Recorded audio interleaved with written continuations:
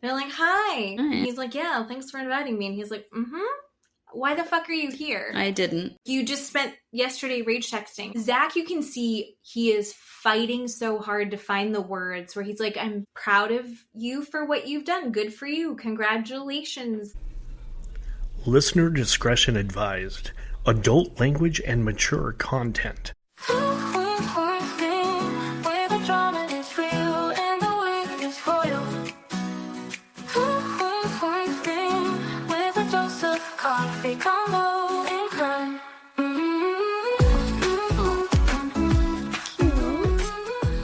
Thank you guys for listening. This is Two Queens, One Screen. I'm Jen. I'm Keeley. And we watched a lot of TV this week. A lot of TV for me today. Yeah, just today. Today, because the newest episode of The Valley came out, and I watched everything. Keeley watched most of it. But there's Keeley has a real job, everybody. I have a job that I do work for, but I did get some TV watching it, so I am caught up. But we have it just so good. So we've got The Valley, but I want to start with Love Island. Love Island started off slow for me, and it is cuckoo bananas, and I love it. Keeley, what have you seen? And I'm then going to tell you all my favorite parts that you missed. So I have seen everything up to last night. I've only seen up to where Huda and Jeremiah, the next day, they're having their argument in the morning. And everybody... No, you have to be more specific because that's literally every episode. I know. I'm so sorry. Well, after the date, the recoupling, they went on the date, the boat. They came back. Everybody went to bed. And then they got up the next morning. Huda and Jeremiah spoke in the speakeasy. And then they ended the episode. She had that really pretty black, sexy, fishnet outfit on. Oh, yeah. I mean, it was a dress, but it was basically lingerie. Good for Right. her. And so then Wednesday, they picked up there with them in the speakeasy. Okay. And then they all went back to bed. And Jeremiah and Iris went to bed together. And she was upset about that. They all woke up. And she and Jeremiah spoke in the morning off to the side.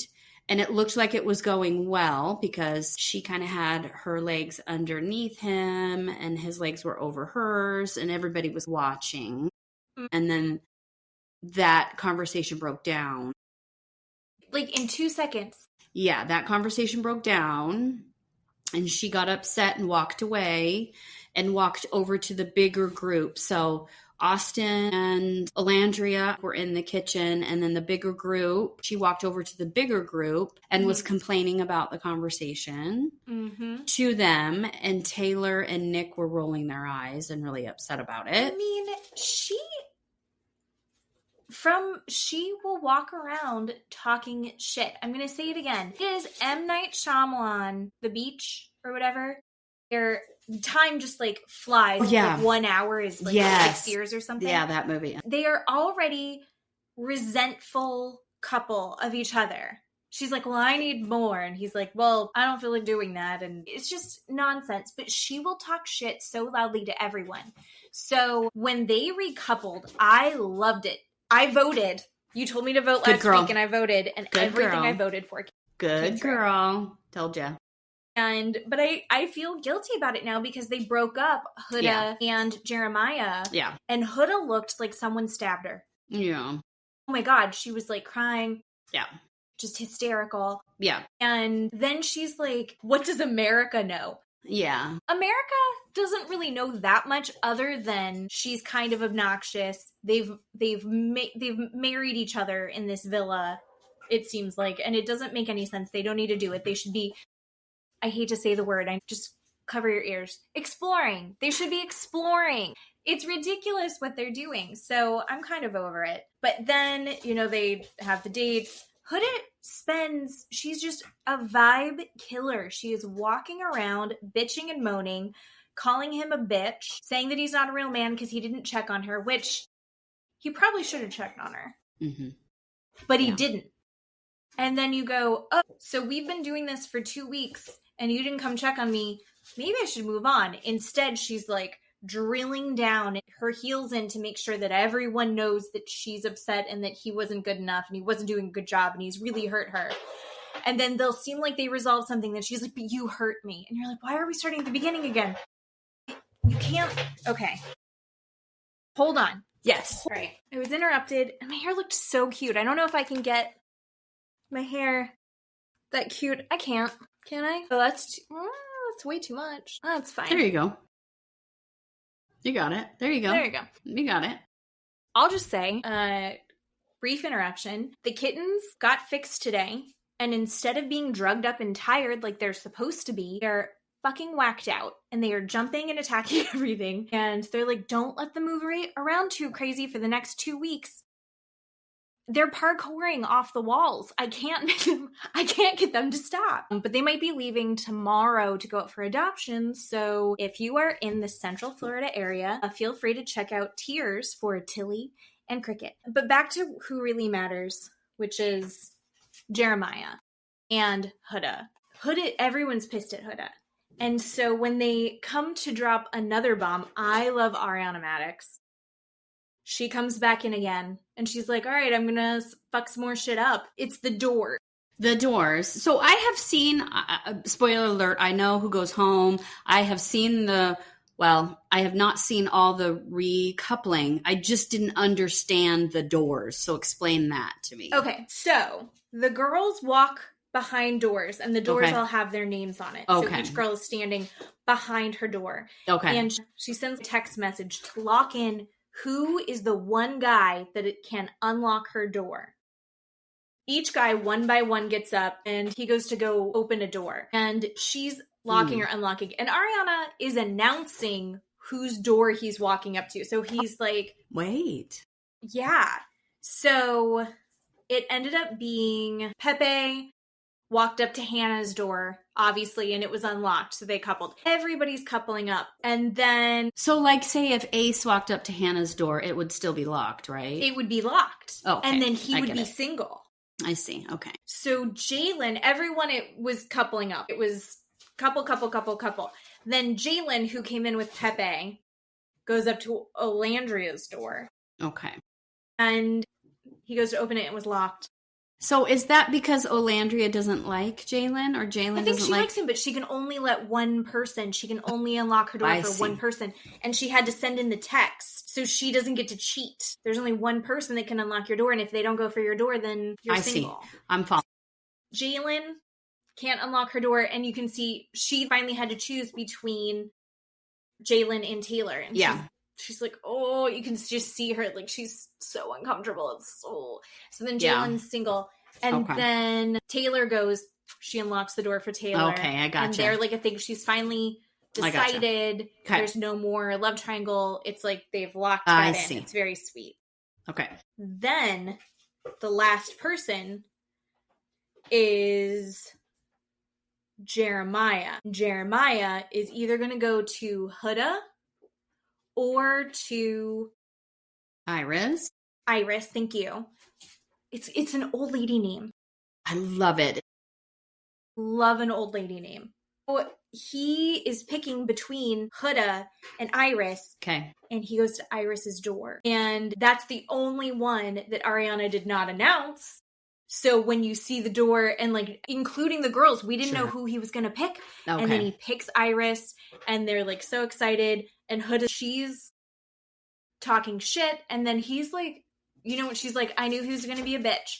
And then he's, like, respectfully talking shit. And he's like, you know, I just wanted someone that was going to be a little bit more level-headed. Mm-hmm. So then... And it the was elimination confused me, too. Yeah. I saw it, but I didn't understand what they were doing.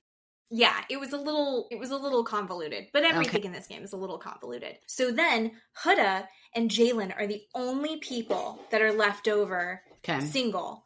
One of the single people is going to get voted off because you're vulnerable. And everyone's like, shit. Mm-hmm.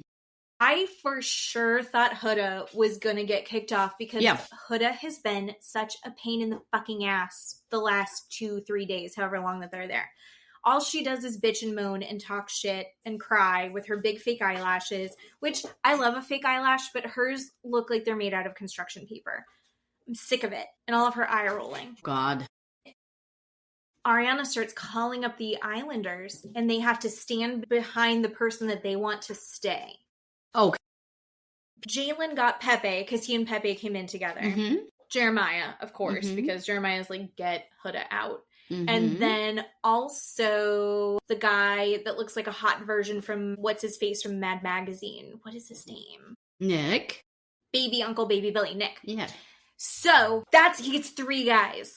Mm-hmm. Everyone else gets behind Huda, including Iris, who Huda ripped apart. Remember when she did that backbench? Yeah. But anyway, that's the end. Huda still there for some reason. All right. I don't think she's much longer for this world. Okay. On Love Island. All right. I think she's going to get out. I hope. Let me just throw something out there to you. Okay. Let me just play devil's advocate here for a minute. Last season, we saw the PPG, right? We saw Serena, we saw Janae, and we saw Leah. And they rode hard for each other. They were there for each other, right? When Rob treated Leah like trash, Serena stood in front of her and said, we are not doing this. We are not talking to her like that. Step away. Get your ass over there. Don't fucking say these things to her. Right. Mm-hmm. She did not let Rob treat Leah disrespectfully for 1 second, for 1 moment at all. Correct? Fair. Yes. Can we just think about that for a minute with Huda? Can we just imagine, or even just rewind for a minute? This girl does not have one friend there. I disagree. No, she does not. So? No Everyone one stood comes. behind her. The girls are rallying. You don't think so? When she's walking around, no one checks on her. No one comes to her. Everyone rolls their eyes at her. Mm-hmm. No one says, are you okay? No one wants to talk to her. She has nobody. Everybody talks behind her back. Everybody says, you're the problem. Mm-hmm. Nobody says Jeremiah is the problem. I think Jeremiah love-bombed her from day one. Mm-hmm. And she just emotionally got invested in this man that completely love-bombed her. Sure. And what is she supposed to do with that when he turns around and is like, yeah, I don't really think this is going to work out, which is fair, fair to say. That is fair to say on this show. But the girl does not have one friend. No one is helping her out. No one. Everybody is turning their back on her. And everybody is blaming her because she's so dramatic, because she's so out there, and because she is so upset because of what he is doing and causing her reaction. Now she is the problem. This is what I have a problem with. Sure. The part that I feel like needs to be noted in this, though, is when they got uncoupled and he gets coupled with Iris. She's like, what is America seeing? What is going on? And then immediately decided that there's something she doesn't know that he's being shady about. I think you're right where, like, I think he did love bomb her. I don't think he did it in like an intentional, malicious way. I think he's playing the game. And I think that he actually was like mostly just trying to get laid and they really liked each other. I do think that it's kind of shitty that he didn't check on her, but when he walked upstairs to go brush his teeth, she's in the shower calling him a bitch, saying that he's not a real man, yelling about what a snake he is. I mean, so if you love bomb someone and they completely dump your ass and you can't turn around and say, dump her. That wasn't his choice. You can't have a reaction and say, fuck off. I don't think it was fair that she had such an intense reaction and called him names without having a conversation with him when he didn't dump her. So when he like went and took space, should he have checked on her? Yes. Yeah, he didn't check on her. Yeah. That night, before they even went to bed, when he would have been in the same room as he came upstairs to brush his teeth, she's in the shower screaming about how he is a bitch and not a man. And he's too bad. Too fucking bad. But he didn't break up their relationship. I did. You're right. Voted You're right. against I voted that too. I totally voted that too. So I don't think it's fair. You don't go on this show to love bomb someone. This is not what this show is about. To love bomb someone? No. Kind of. I think it kind of, I mean, they're literally trying to find love. And they're like, I don't think that he's doing it to like manipulate her. I think he... Oh, 100% he is. He absolutely is doing that. He is emotionally immature. And I think he's absolutely immature. He 100% is immature. Yeah. Yeah. I mean, there's no way. They all are, which is why the show is fun. Yeah. But I think there's a certain point where you need to be sad. I think you need to get it out. She's gotten it out, but then she just keeps going and keeps going. She has no friends. She has no one to talk to. They talk behind her back. They talk behind her back. Amaya went and was on her side and very sweet. That's the other thing I got to talk about is Amaya. The Amaya of it all. Amaya, I just talked shit on the whole time last time. I still don't like Amaya, but I respect her because when Charlie, he had like gone and tried to talk to her because Hannah was with Pepe. Yeah. And he went to Amaya and was like, let's figure this out. And Amaya's like, listen, I think your feelings are hurt.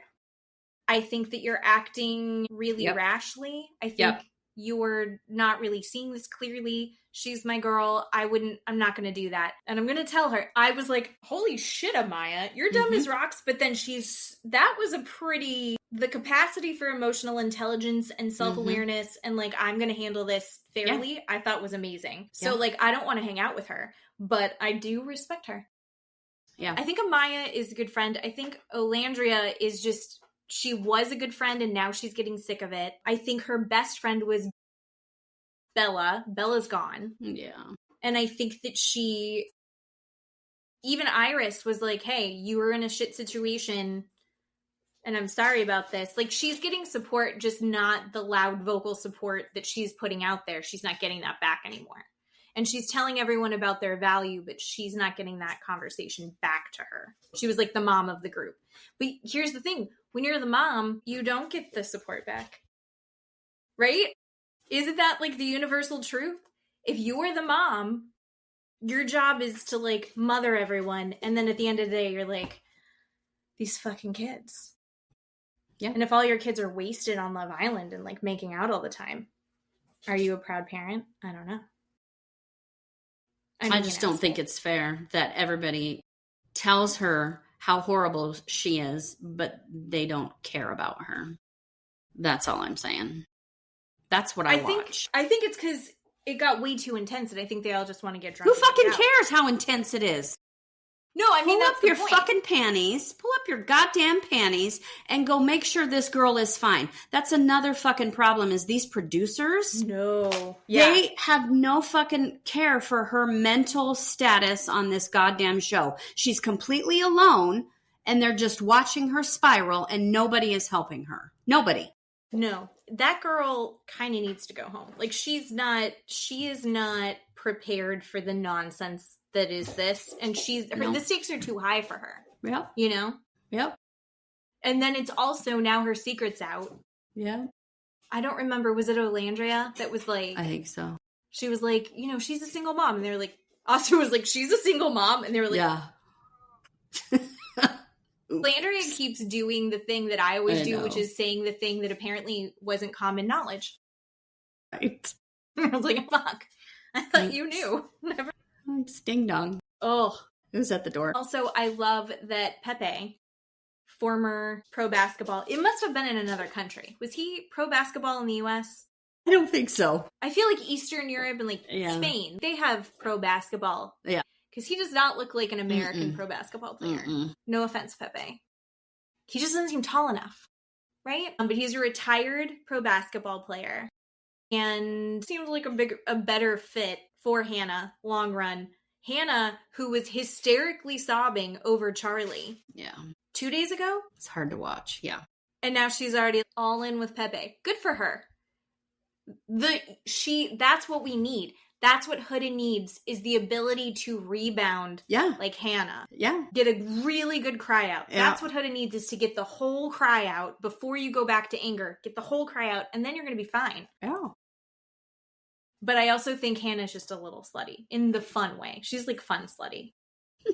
So that's what I hope for Huda. Otherwise, I think she's out, because I think she's pissed off too many people. Everyone's too tired of listening to her. She's negative. She's Debbie Downer.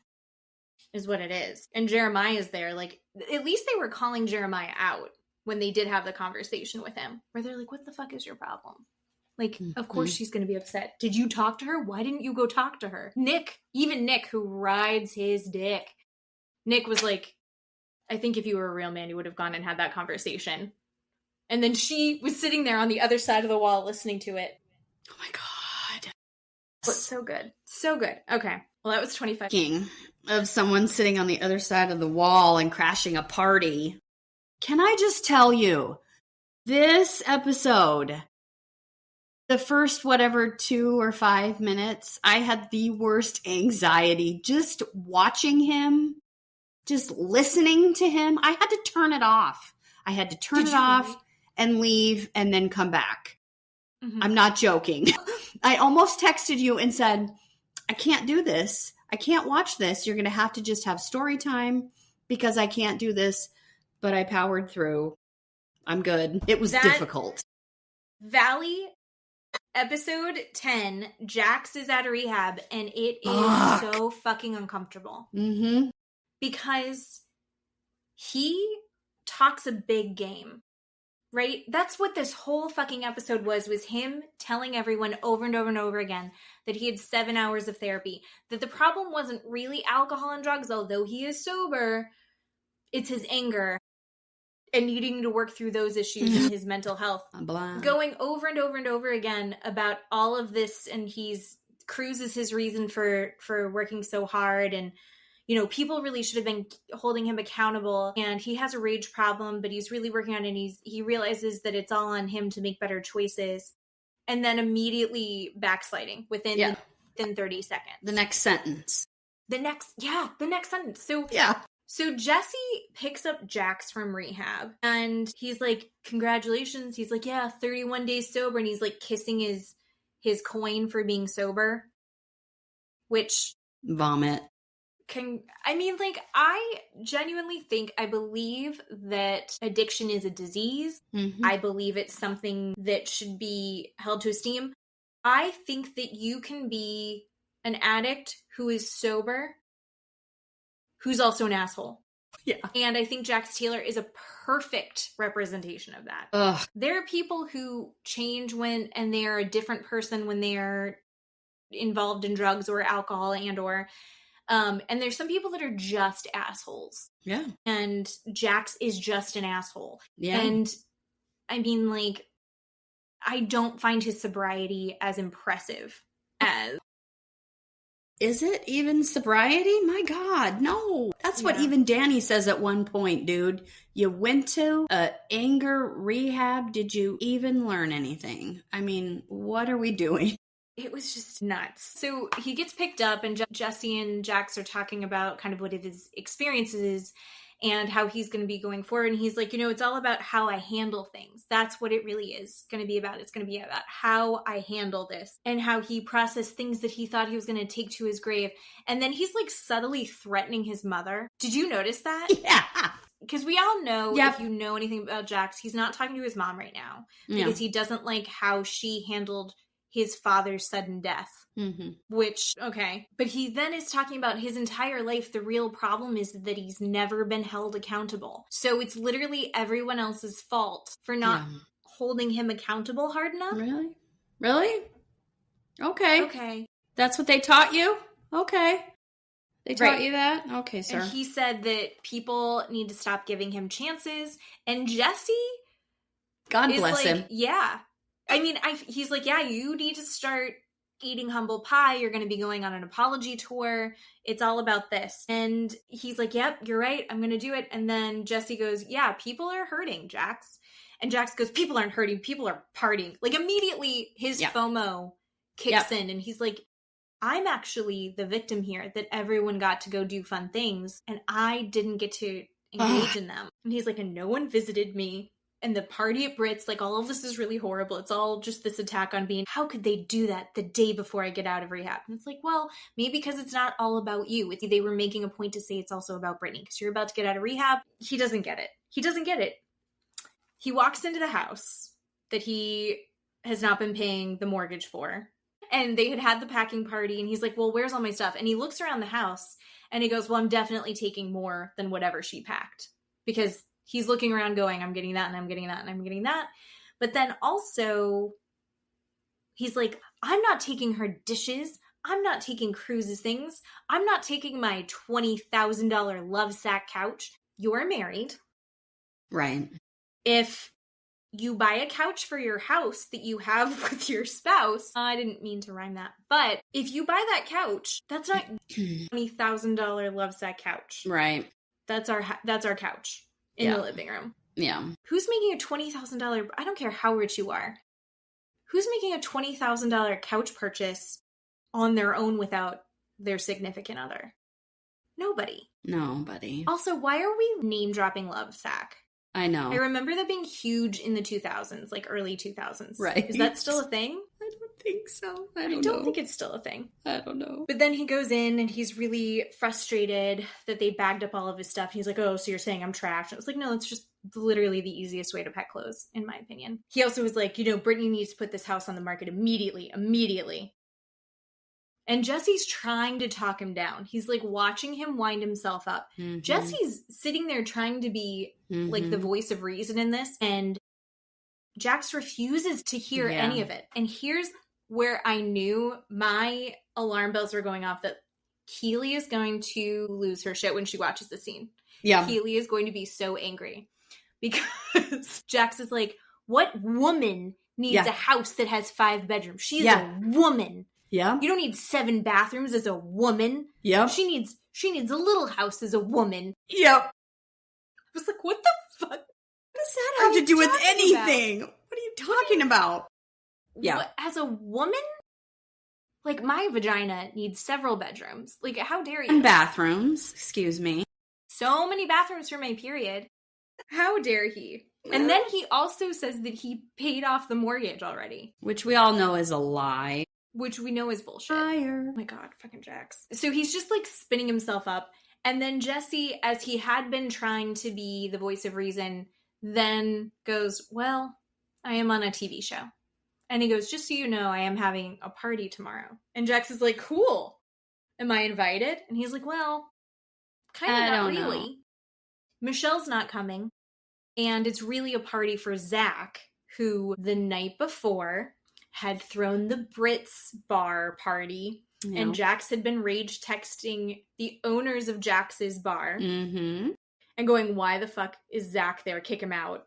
Yeah. And the owners were like, no, he paid for this. And, he's like, well, it's really like a surprise party for Benji, his boyfriend that's coming into the town. Yeah. Because he got his visa. And he's like, I don't care. It's your house and I'm going. Like, Jax doesn't hear himself as Jesse's trying to, like, gently go, I don't think it's a good idea for you to come. Yeah. He never actually said that. Or if he did say it, it would edit it out. But Jax decides that this is the hill he's going to die on. He's like, no one can tell me not to come to your house. Apparently not even you. Yeah. Oh, my God. Like, that whole scene, Jesse was so uncomfortable. He was so uncomfortable. It's like scratching his neck and looking around, pulling on his collar. Yeah. Yeah, no, Jax is insane. I mean, we know this. Why are you're so full of rage an hour after you get out of rehab? Oh my God, yeah. And you're making these very bad choices immediately. Mm-hmm. Immediately. Oh, terrible. Well, so Zack then gets Benji from the airport. I just have to say it again. Benji's the fucking cutest thing on that TV. He's so adorable. Adorable. I mean, he's a good-looking guy. Yeah. And Zack is really good-looking. Zack's very photogenic. Oh my God, yeah. And those two together in a picture, I love it. Mm-hmm. I love it so much. And as he's on his way to the airport to go pick up Benji, and important topic again, picking up family from the airport, picking up friends, loved ones from the airport. For Zack, shows that it's true love. If I'm willing to pick you up from the airport during rush hour traffic, that shows that you mean a lot to me. Like I said, unless you're coming in town to visit me, the chances of me being willing to pick you up are very slim. Yeah, no. I'm not gonna do it. In most cases, even Matt will be getting an Uber to the airport. Like, I'm not driving you to the airport. Oh, yeah. Especially we don't if it's early in the morning. Steve and I don't do that to the airport business. Fuck that. Absolutely not. Bye. No, thank you. I'll wave to you from the window. But they're also talking about the fact that Jax may be coming to the party later. And Zack's talking shit, rightfully. Mm-hmm. Little did we know how fair it was that he was talking shit. And Michelle's saying, you know what, you need to give space for the possibility that Jax has changed. That Jax is making changes, that Jax is making an effort to do better. We need to give him the space to do that. I would have never said that. Nope. Never would have. Nope, I wouldn't have said that. But again, I think that you can come out of rehab. I think that you can make positive changes in your life. Yeah. I think you can be sober, and I think you can still be an asshole. Yeah. There are plenty of people who are addicts, who are not, who are good people, and who make terrible choices while they're on drugs, but then they come out of it and they make better choices and they're a better full person. Jax is not one of those people. I don't know why we keep pretending like he might be. Or people keep thinking he's going to walk in a different person. Right. Why do you think that? Just because he hasn't paid for rehab before? Oh my God. Then before the party, we also get a cute little scene of Aaron and Michelle at Aaron's house, which is so cool. I think Aaron has one of my dream houses because it's like this very old, like 1920s style bungalow. Yeah. And he's got this cute little yard. And how disappointed were you to find out his dog's name? What was it? Kilo. Everything is about cocaine with this man. Maybe that's why his eyes are like this. They are so buggy. Huge. So buggy. Yeah.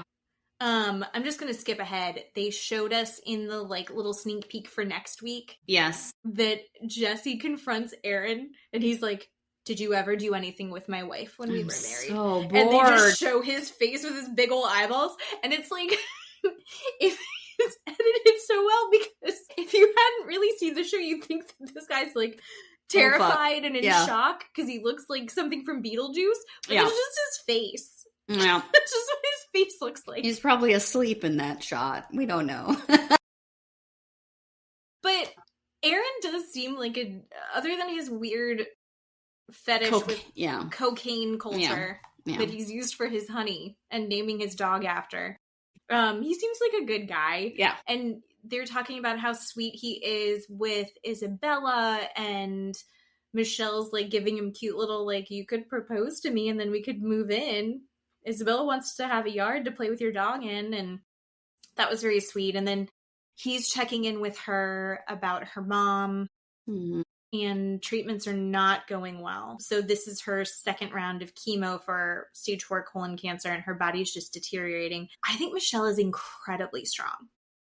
Yeah. I mean, you see her start to cry, but she's just like trying to be like solid for her mom in there. And she's like, I wanted to take Isabella for a week to go spend time with her grandmother, but Jesse said no. Yeah. And it's like, how the fuck do you say no to that? Yeah. Ugh. So that was very frustrating and upsetting. But we do get into that a little bit more at the party that they're going to have later on. But that night, Jax throws himself a party. Like a man party. Bro time. I believe that there is an epidemic in this country where men do not have enough friends. They used to have like clubs, and they used to have, they used to all have to work together and actually be like involved with each other, right? They all worked the fields. Oh my God, doing like barn raisings. I don't know. They were in church together or something. Whereas like now men don't have a lot of friends. I think my dad has one, maybe 2 friends, and he only really likes one of them. Right? Well, yeah. Except for Steve. Steve is an anomaly. Steve is friends with literally everyone. Steve has friends. Well, Steve, like I said, people like him. I don't know that he likes them back. That's the problem. But Matt has, like, a couple friends, but, like, they talk twice a year. And you're like, but I talk to you for, like, an hour before and an hour after we do this podcast, and we're posting all week. Like, there are people we check in on, but men don't have that. But then, this party, I was like, men shouldn't have friends. Oh my God, like, exactly. man-friend party. Gross. I was like, this is so This wrong. is why. They shouldn't be in the same room together. This is horrible. Horrible, yeah. So everyone starts showing up at this, like, steakhouse restaurant. Mm-hmm. And Danny is there, and then so is Jason, who, you know, last we saw, they had kind of squashed it, but then they got into the weird fight at Britts' party because Janet was being an asshole. And Jason walks up to Danny and goes, hey, I got your text. You and I aren't good, but we're here for Jax tonight, so let's keep it civil. What? Oh, I know. I stopped. I hit stop and went, wait a minute, what? And I rewind and I played it again. I thought, oh, okay. Wait. Danny sent a text apologizing for going hard at Janet. Yep. Which I honestly think Janet deserved.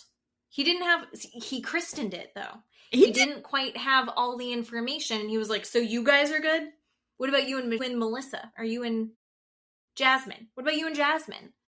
And it was like, no, they just had the talk. Shh. Yeah. Okay, we don't need to. Danny. I know. This would have been good 24 hours ago. Right. Right. Now. And Danny's like, I said sorry. And sorry. Jason's like, it was too generic. You didn't even know what you were apologizing Okay, for. Janet. First of all, not that many people are good at apologies in general. You and I have discussed this. Second of all, shit. I didn't think it was that intense. And Janet was walking around talking about he's grabbing asses. He grabbed an ass. A year ago. He apologized for it. 3 times. 3 times he apologized. Yeah.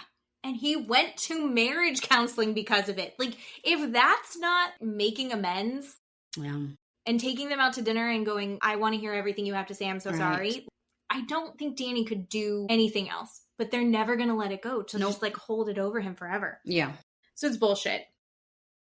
Jack shows up and they all sit down and they're all ordering, and Jax gets, like, a Diet Coke. I was like, proud of you, Jax. And he makes this big show. And you find out that he went and got a haircut.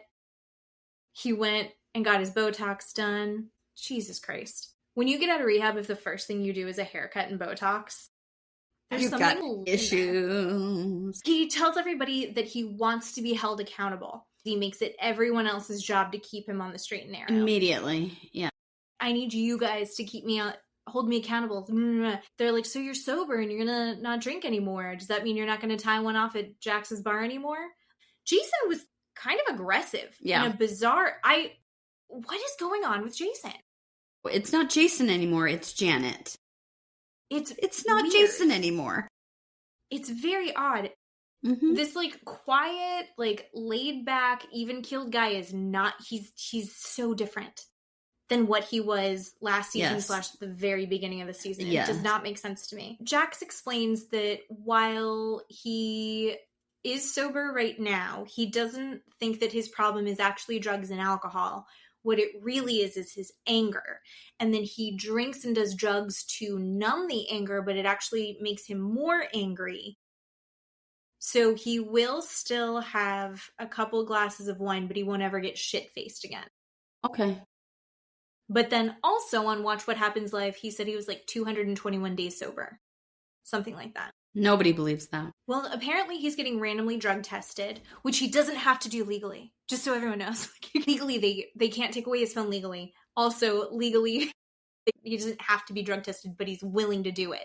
So Brittany will randomly drug test him. Mm-hmm. So Easter, she made him take a drug test, and he passed the drug test, so he was allowed to hang out with them during Easter. Okay. He starts kind of going after Danny for going to the Britts bar. And he was like, it was a real slap in the face. And Danny's like, I didn't do it. I didn't put that thing together. Yeah. I didn't wear the Britts shirt. Yeah. I felt like that was too far. I was just going to go. Yeah. I was there with my wife. I'm being supportive of my friend. It's a party. Obligated to be on camera for a certain amount of hours. He's like, what the fuck? Why are you so angry? You're coming after me. You're saying that anger is the thing that you've worked on. And he is just attacking Danny. And then he's like, so guys, how was Santa Barbara? And then they do a montage of all of the shit show that Santa Barbara was, which was fun. Then they're like, yeah, it was good. It was really nice. The weather was great. It was beautiful out there. And he's like, really, what about those hidden bottles of tequila?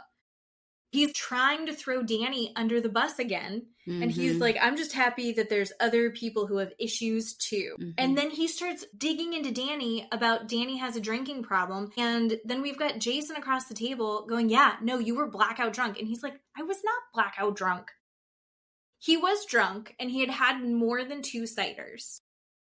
But he wasn't blackout drunk. He wasn't out of control. Mm-hmm.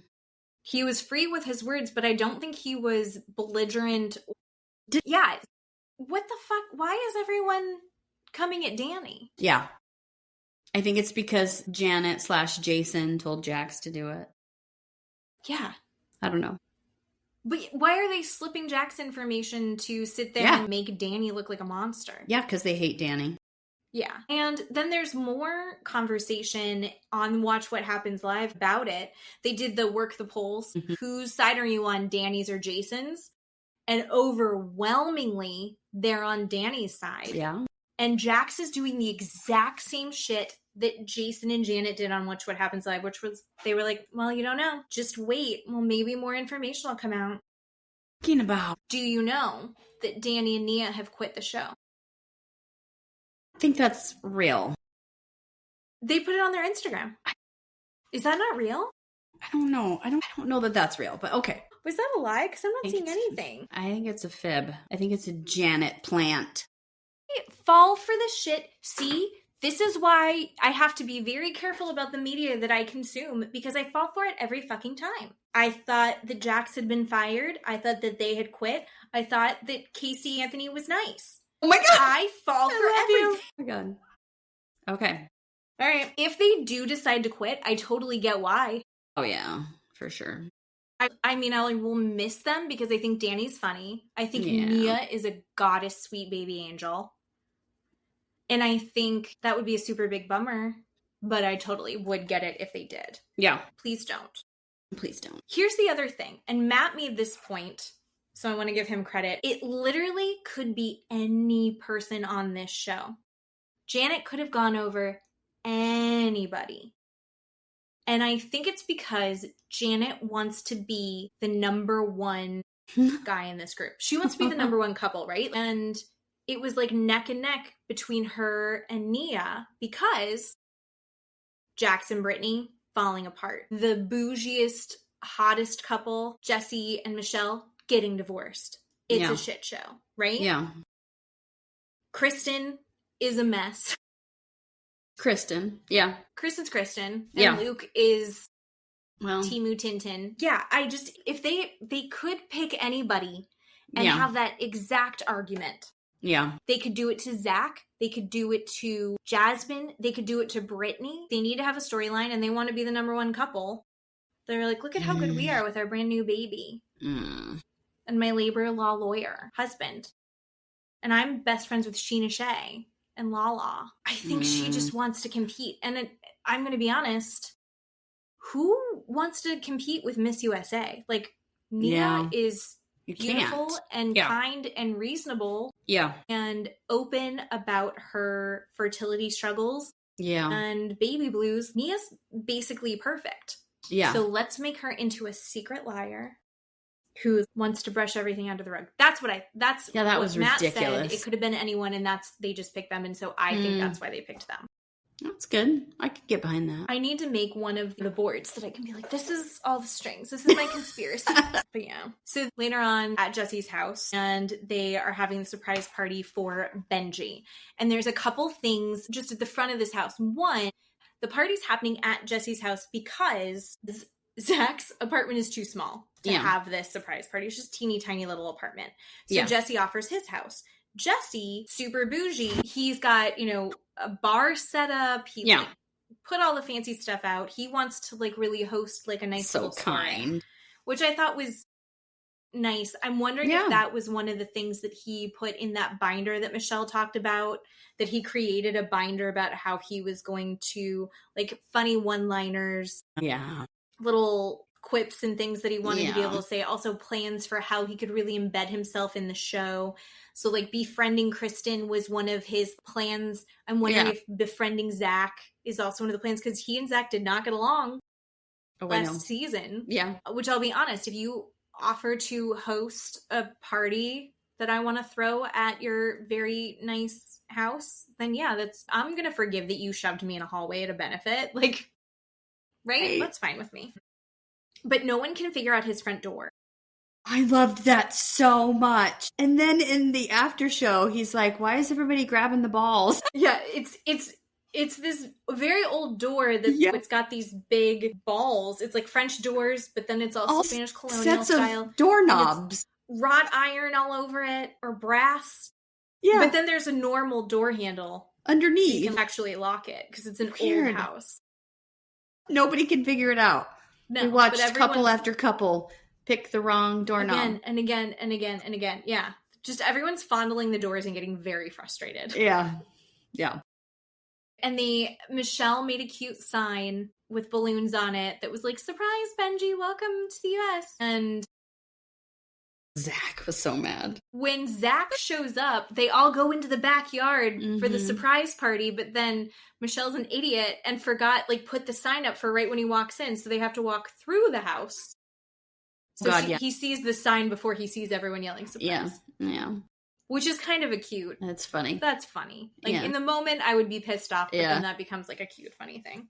And then I wrote, Nia pulls Janet for a chat, like on Love Island. Can I pull you for a chat? Oh, fuck. Janet was like, yeah, of course. And Nia just immediately, like, very calmly. Oh my God, she's so good at that. I'm not good at that. Poised. And she's like, I would like some clarity on what's going on, because I'm hearing that you're still saying things. Yeah. And Janet calls Danny horrible. And you saw that hit Nia in the eyeball. And she was like, horrible. Horrible. Really? And she's like, yeah, he's blackout drunk. He's got this horrible drinking problem, and you're not willing to acknowledge it, and you're just sweeping it under the rug. And she's like, you're throwing this shit around. You need to watch your mouth. You need to be thinking about what you're saying and who you're saying it about. You need to stop with this. And she's like, you're trying to bring a bad light on my husband, and I don't understand. And Janet's like, I'm just telling the truth. She has done this multiple times when people go and, like, let's talk about this. When she's confronted, she sits there and, like, digs her heels in until someone goes, this is fucking exhausting. Fine. There's some truth to it. So fine, I'm willing to say this, and I'm sorry that I reacted and called you a fucking bitch or whatever. And then she's like, I know I'm kind of a fucking bitch sometimes. Sometimes I'm a Karen. I am a little entitled. And then they make up and it's nice. But Nia's not doing that. No. Nia's like, you're crossing a line and you need to stop. And Janet, I think, thought that Nia was going to come and go like, hey, can you please stop? Yeah. Please. I know that he was not nice. I wish he was nicer to you, but can you please stop? And Nia was not doing that. Yeah. And he's standing up for her husband, I think, in a very real way, that she's entitled. And I think that's the correct way to do that. Yeah. So Janet goes, okay, I'm out, and gets up and walks away because she doesn't know how to handle that conflict. Yeah. She cannot take any responsibility for what she's doing. She will double down over and over and over again rather than accept any accountability until after she knows she's definitely safe. Yeah. She's hell-bent on taking them down. Cool.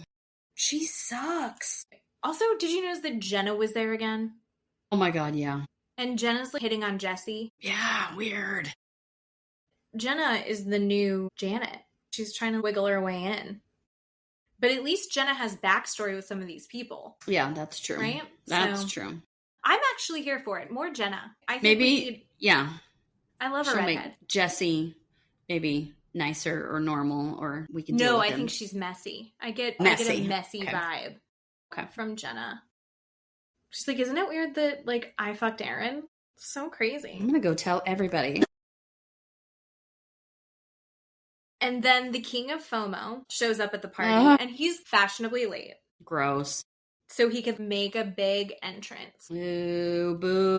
And then he starts doing his song and dance about just spent 7 hours a day in rehab, and I was in rehab for the last 30 days, and I've got a lot I got to work on, and this is going to be a real uphill climb for me, and I would like to be held accountable.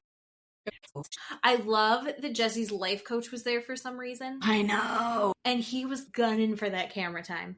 He was like, so Jax, how's it going? Yeah. What's going on, Jax? Gross. What's going on with you? And Jax is like, oh, you would like me to take some opportunity to talk about myself? Sure. Yeah. So obnoxious. He just starts throwing out shit immediately after talking about what a victim he is and how hard he's been working. He then goes, I really hope she's spending time with Cruz. Oh, and I think he said that to Kristen. Yeah. And Kristen is the best friend in that group. Like, true good friendship. She has been friends with Jax for, what now, like 15, maybe 20 years? Who knows, right? She had sex with Jack. Yes. Well, and I think he went down on her during Drive. Yes. While her boyfriend was asleep in the other room. Sorry, spoiler. But now they just feel like brother and sister. You know how that happens where you so gross. Have sex with someone a couple times and they feel like your sibling? Ugh. Anyway. I love that we did that at the same time.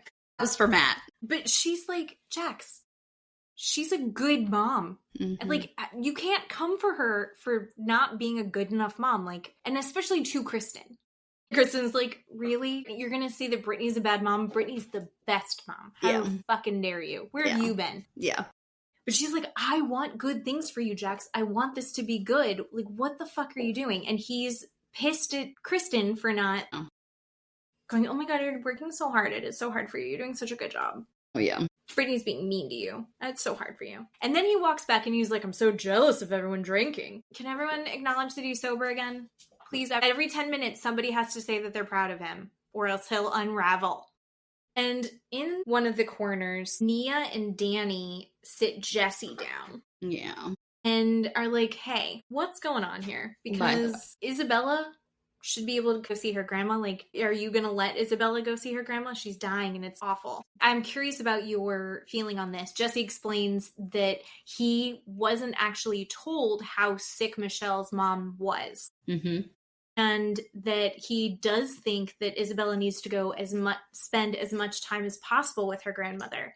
Yeah. However, Michelle and he need to sit down and have a talk with Isabella to explain what she's about to have to go through. And, she's 5 or 6 years old. Yeah. Her parents are getting divorced. She's having to move. Like, there's a lot on this little girl's plate, and this just feels like too much. But he does want her to go see the grandmother. Mm-hmm. But they just have to have that conversation first. It's just logistics after that. I don't know if I believe him. No, I don't believe him at all. Which feels shitty to say. Yeah. But I don't feel comfortable with her going to go see her grandma until I sit down and have a talk with her. Yeah, no. We need to sit down together and have a talk with her. If someone's mother is dying, you say, oh my God, I'm so sorry. What do you need to do?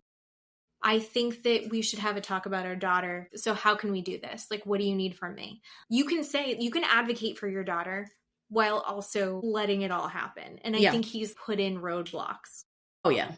Although I'm willing to say that there is a solid chance that Michelle isn't telling him all of the details of her mother dying. There might be some withholding of information, but I don't think that's enough of an excuse at this point. Like, what else, though? What other information? Like, maybe she didn't say the chemo didn't work. I don't see Michelle being, like, super open with him about that kind of stuff.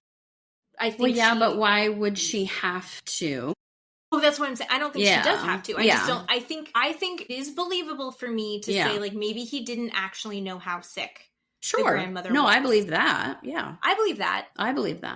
But then once she's like, I need Isabella to go spend a week with my mom because my mom's dying. Yeah. Then you go, okay, what do we got to do? Yeah. You don't go, well, we need to sit her down. I'll let you know when we can have a talk with Isabella and then she can go see her grandmother. Like, that doesn't seem fair. So, nope. I don't know. That kind of bummed me out. Yeah, that was sad. But I think also Nia having that conversation might have been super helpful. Because he has such a voice of reason in that. Oh, yeah. Yeah. And then Zack stops Jax from seeing Brittany. That was my favorite scene. I mean, we want to talk about belligerently drunk. I don't think he was belligerently drunk, but he was belligerent. That was awesome. I love Zack. I know. So, Zack is a good friend to Brittany. We've talked about this. He isn't getting enough credit from Brittany for what a great friend he is. Brittany has been avoiding Jax this entire party. Yes, just walking in a maze. Wherever she can make sure she's not in the same room with him. Yep. She's listening to his voice and it's triggering her. But she's like, I'm not here to ruin the party. And people are checking. And she's like, no, I'm okay. I'm just going to stay over here. It's fine. I don't want to see him. I don't want to talk to him, but I'm fine. I'm over here. Mm-hmm. I think she handled that as well as she could. Mm-hmm. But then... Are they in the laundry room or something? Where were they? Maybe like a pantry? Laundry room, something? Yeah, okay. But it seemed like right outside that door is probably access to the back patio. Yeah, okay. At least say hi to each other. They're like, hi. Right. He's like, yeah, thanks for inviting me. And he's like, why the fuck are you here? I didn't. You just spent yesterday rage texting. Zack, you can see he is fighting so hard to find the words where he's like, I'm proud of you for what you've done. Good for you. Congratulations. Good These job. words suck in my mouth that I'm saying. Yeah. It's like peanut butter. He's like, good. He's like, yeah. And he starts going through his whole spiel of like, I'm 31 days sober and I had 7 hours a day of therapy. And Zack's like, and here's my cue. So in between those, were you working on things with your therapist? And he's like, yeah, I was journaling. I was spending a lot of time and he's like, and rage texting and doing all of that. And he's like, yeah, well, she took my son away from me. First of all, we know that Brittany took Cruz to go meet up with Jax so Jax could see him. Yeah.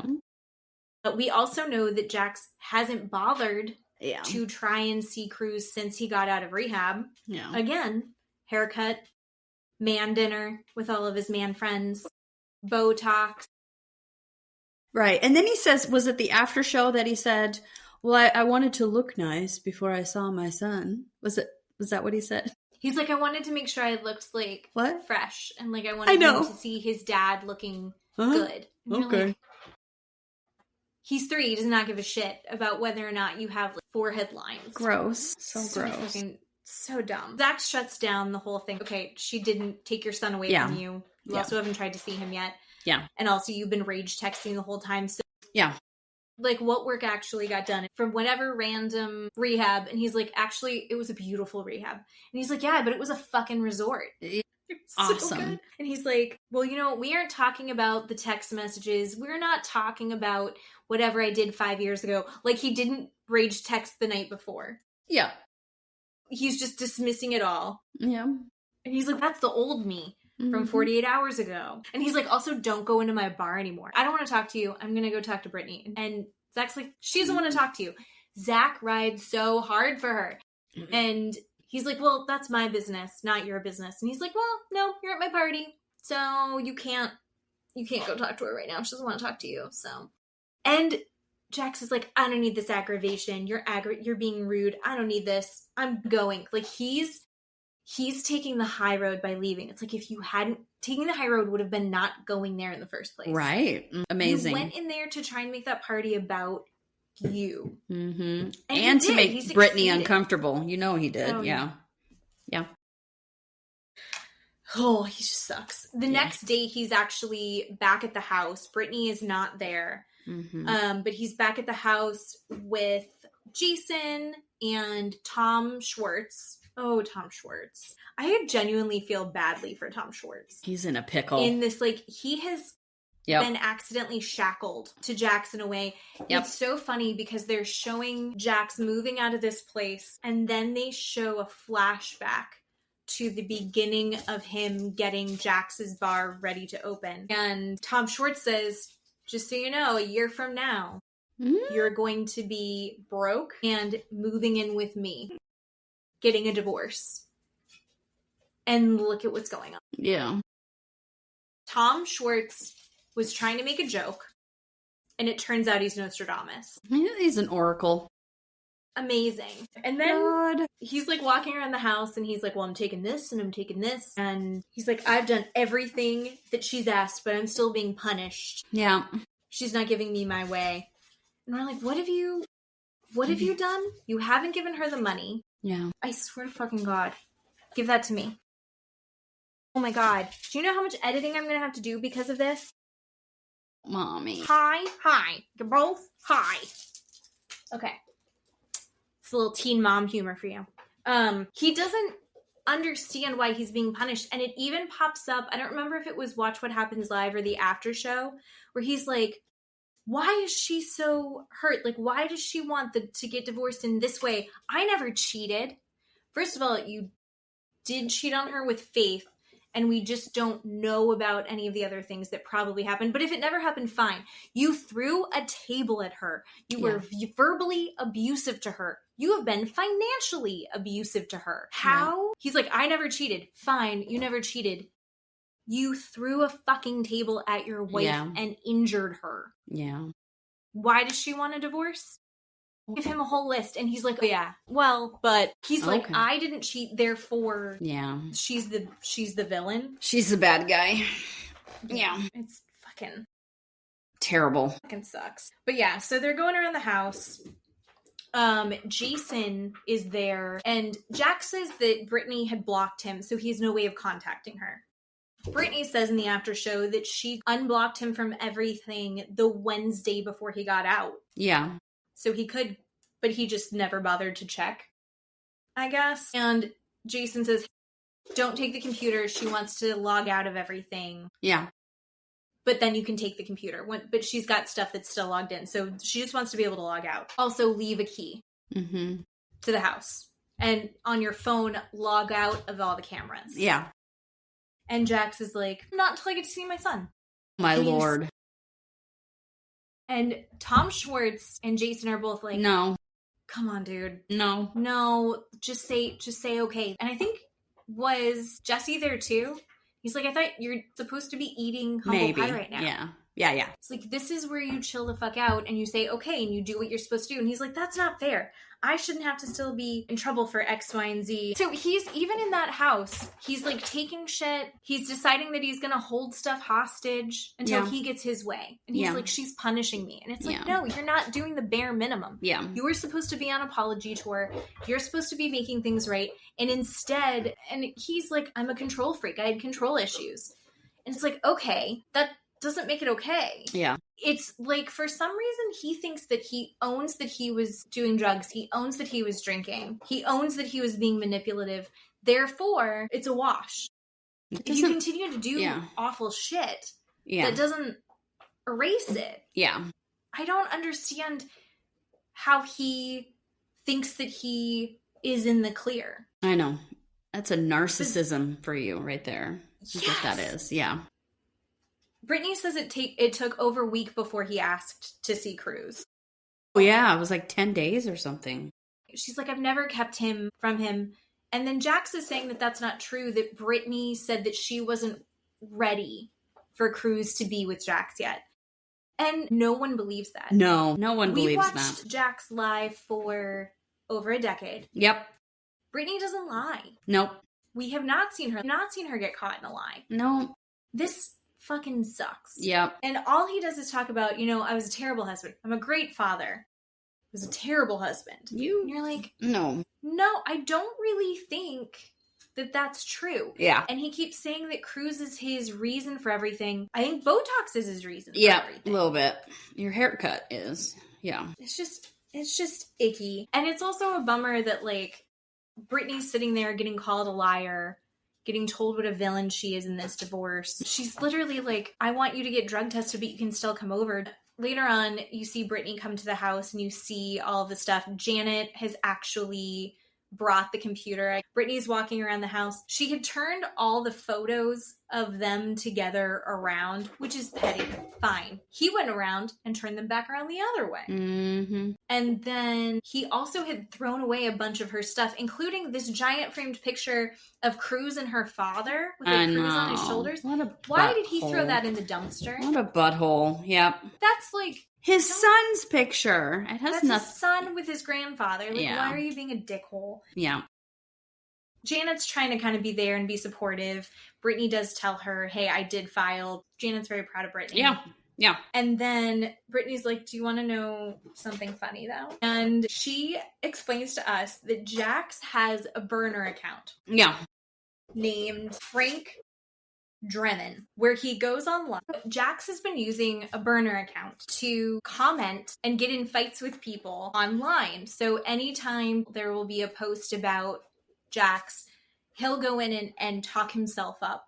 So someone was talking about how he got out of rehab and he's turning over a new leaf. And he's like, this guy is a legend. Well, Jax wrote that he's a legend, but on his burner account.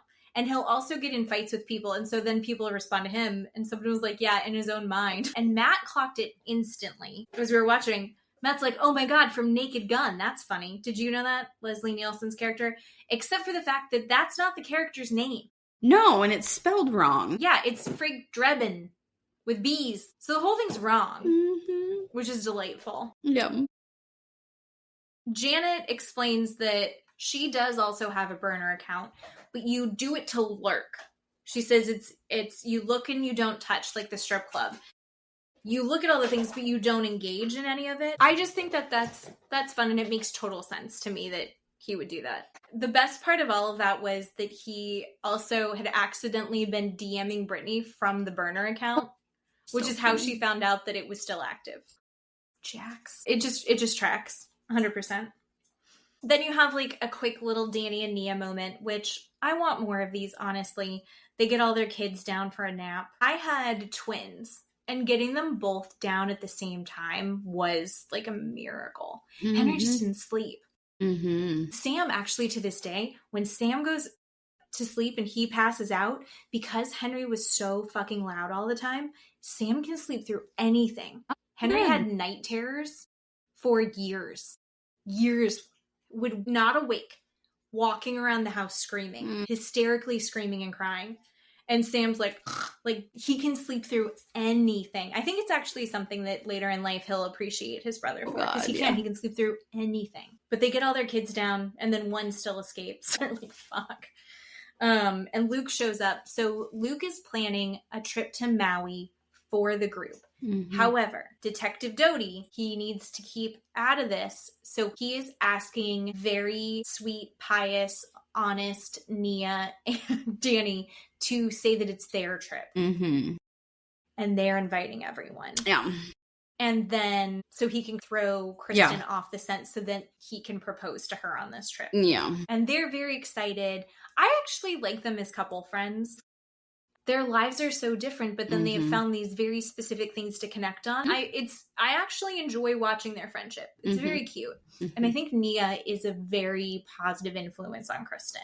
Oh, yeah. And then the end of the show. You've been served. Oh, yeah, this is for my podcast. It was such a weird reaction. I mean, I've never been served. But Jax is at his new place. He's showing Tom Schwartz around. As they're hanging out, the doorbell rings. Jax goes to the door, and he's like, Jason Couchy? Yeah, you've been served. And he's like, oh yeah, I know. And he's telling the guy that served him. He's like, I know what this is. It's from my podcast. I know. And you're like, okay. Weirdo. No. Why are you defensive for this poor process server? Is that what they're called? Yeah. But he goes inside, and Tom Schwartz makes a joke. Oh, you've been served? What, divorce papers? And then he's like, no, that's actually divorce papers. And Jax is like, yeah, I kind of knew that this was coming. Like, he's trying to brush the whole thing off. This is where we need your legal expertise. Tom Schwartz has been through this. And he's like, oh no, as far as divorce papers go, like, this is a love letter. I want it to be expeditious. We want to save as much money as possible, blah, blah, blah. And he's like, okay, great. Yeah, I want it to be like how it is for you and Katie. Yeah. And then he's like, yeah, I mean, the custody part's rough, but like beyond that. And he's like, why? What does the Jax didn't even look. Tom Schwartz can flip through and understand what's going on. Jax has no idea. Tom Schwartz, people. Tom Schwartz is the one that he's looking to for information on this. Right. Hello. And Tom Schwartz is like, the custody part's rough. And Jax keeps comparing their divorces in the after show and on Watch What Happens Live. But he's like, yeah, I want it to be like with him and Katie where they're dropping off the dogs. Stop comparing your child to the dogs. To a dog. It's not the same. No, sir. It's not. No, sir. But in the after show, and then also on Watch What Happens Live, Jax talks about how he was surprised, but he wasn't surprised. If she hadn't filed, he was going to file. But the way that she went about it, and I'm going to be honest, that kind of triggered me. Because I have had relationships and experiences with people like Jax Taylor, where they can never really be held accountable, and then they'll say all the right things and about how, and they'll sound so emotionally intelligent, and then 2 seconds later they're turning it on you. Yeah. I wanted you to go about it the right way. Yeah, I wanted her to file for a divorce, but I'm not happy with how she went about it. The way that she went about it was really wrong. What the fuck are you talking about? Yeah. When people are like, yeah, she did what she was supposed to do, but it was the way she did it. And they twist it, no matter what, she's gonna be in the wrong. Yeah. It's so fucked up. It makes me insane. Yeah.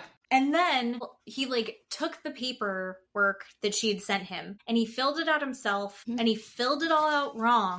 And when he turned it in, the court's like, none of this is correct. Mm-hmm. She said that he ended up in contempt of court for not filling it in correctly. And so he had to hire a lawyer. We just go through mediation and not get a divorce. And she said, no, I'm getting a divorce.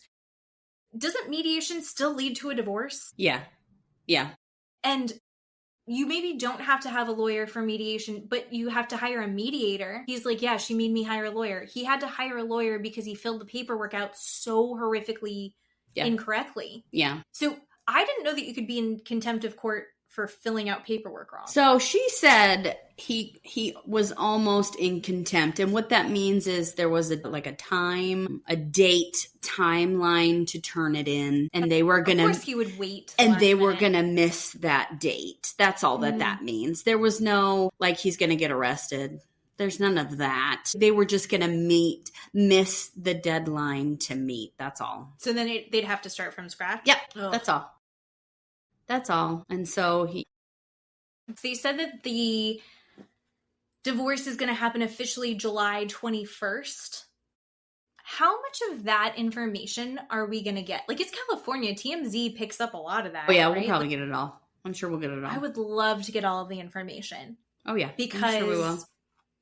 He talks about all of this in the Watch What Happens Live. People are not happy with Jax.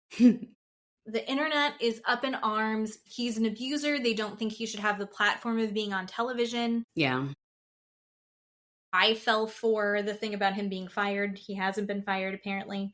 I'm going to sneeze. I heard that Kristen said that he shouldn't have been asked to be on Watch What Happens Live. She did. Oh, okay. She did. Andy Cohen actually read that tweet. And Jax Taylor talks about how this is his show quite a bit. He was like, yeah, well, she's not the boss.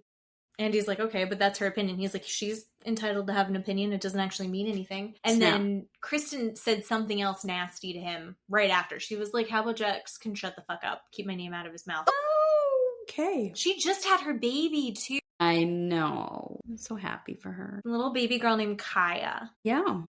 Andy Cohen basically just starts reading off all the nasty things that people are saying about Jax. And Andy Cohen is clearly pissed at Jax. Mm-hmm. I don't know what the power corporate structure is of that, but Andy Cohen's sick of him. Yeah.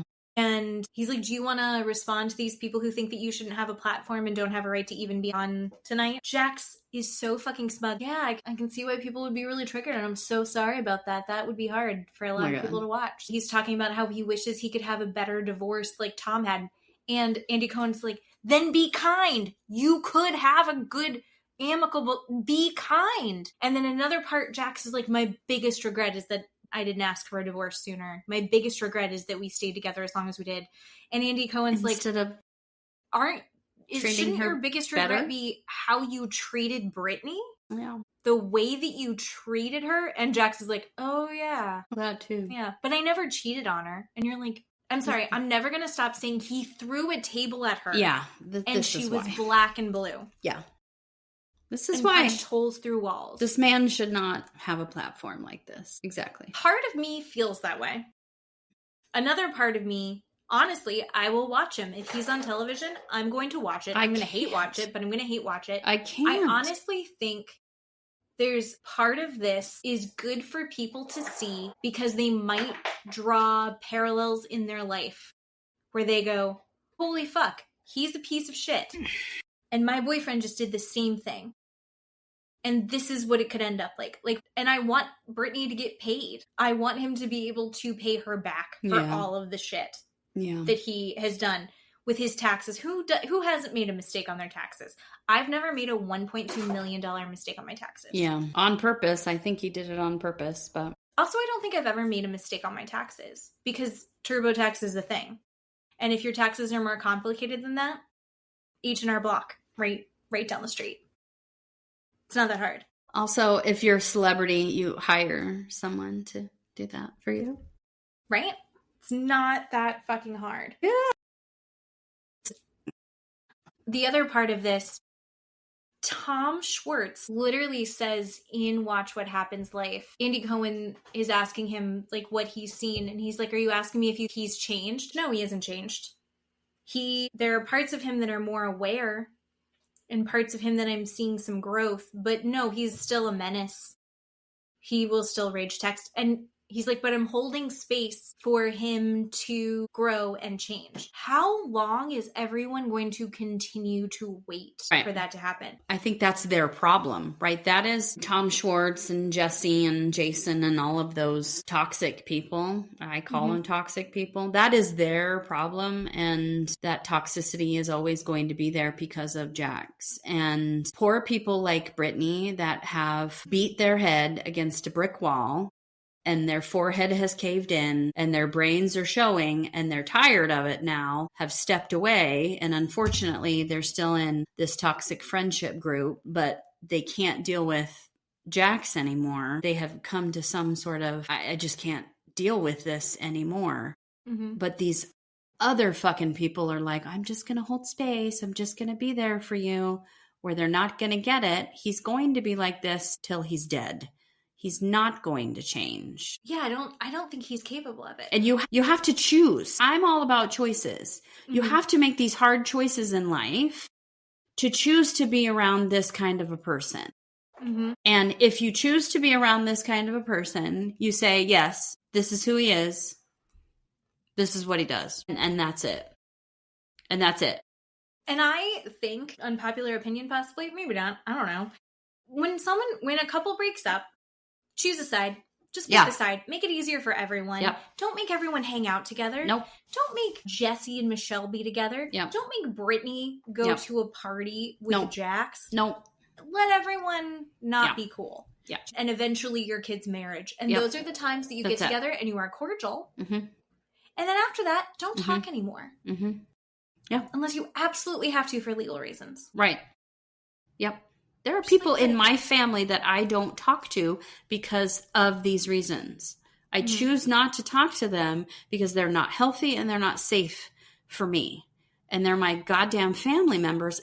But these people are choosing to be in this friend group. And this is amazing to me. And I just don't understand. But then they go on these shows and they go on social media and they're like, it's going to be fine. And oh, he's going to change. And oh, right, maybe. So no, you're choosing to be there. Just say, I'm choosing to be his friend. I'm going to stay. Okay, then that's fine. That's what you're doing. I can't do that. I would make a safer choice for myself. And you can. People don't understand that you can do that. Absolutely. You can be done. Yeah. I used to think it was a sign of maturity to stay friends with your exes.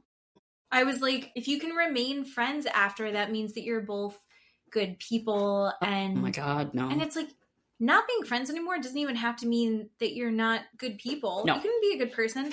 Don't fucking talk to me though. Yep. No. I mean, you saw that text I got. Weird. Yeah. No. Matt was sitting next to me and I was like, look! So speaking of banging a head on the wall and gruesome bloody gore everywhere. Oh my God. Do you want to do some true crime story time? True crime story time. Oh my gosh. This story was so crazy. I'm so glad that you made me watch this. All right, so let's talk about episode 3, final part of the Mortician. Oh my God, the Mortician. Yeah, well, they picked up right at the death of our Tim Waters friend again, because they're just all convinced that David has murdered this poor man.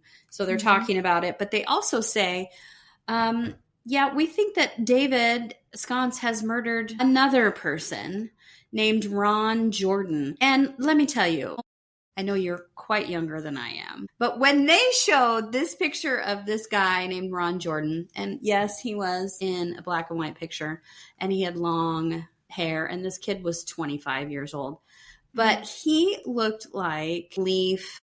What's his last name from Garrett? the 70s? Leaf Garrett from the 70s. Did you think that too? I thought he was really hot. Very cute. Anyway, so they talked about the death of this gentleman named Ron Jordan.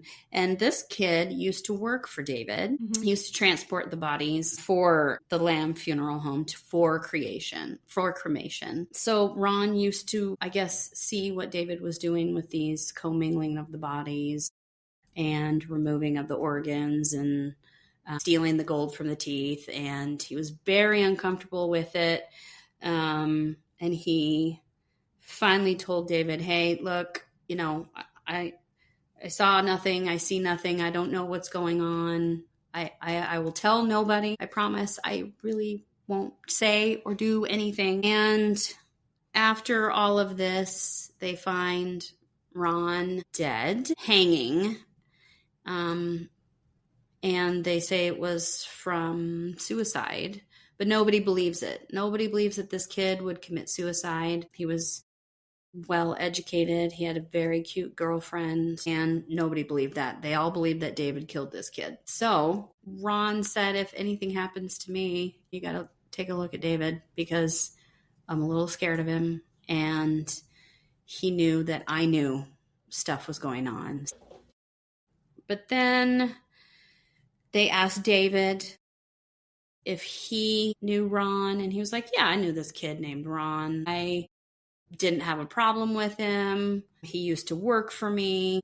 I found out later he was gay. I didn't really care he was gay, but then, I just wouldn't bend over and tie my shoes in front of him. And I was just like, what an ass. Like this, whatever. Who says that? I mean, what this guy was gross, yeah, right? What like, kind as of it is that? So, but it was like, part of me was like, dude, it's 2025. But also, he's been in prison. That's true. Since the 80s. That's true. Well, anyway, yeah, they asked David about it. He's like, I didn't do it. I didn't kill this guy. I don't know what you're talking about. So then they cut to all these news stories about David and his family. Time magazine did a story about him and his family. They asked David about these news stories, and David said, look, I was, me and my family were sensationalized. These story headlines, they called our family Hitler. Yeah. Well, they did I didn't quite understand that reference. Yeah, I didn't. Well, because they were burning bodies. I guess. Yeah, maybe. And stealing their body parts and things like that. Yeah. I loved that they did a reenactment. Oh my God, yes. Was it 60 minutes or 2020 or something? It was terrible. Terrible. So, made for TV movie. Reenact. Yeah, he went on TV. He, at any point, he would say, look, I'm innocent. My family's innocent. He was always going on TV doing all of that. Yeah, Hitler Mortician and Hitler Crime Boss and all of these stupid things. So then he said they had, in 1988, they did their preliminary hearing. I don't know if you know what a preliminary hearing is. No, I mean, kind of, not really. So this is interesting. A preliminary hearing is to find probable cause. That's it. It took 6 months. They did this hearing for 6 months to find probable cause. It wasn't a trial. They did a 6-month hearing to find probable cause.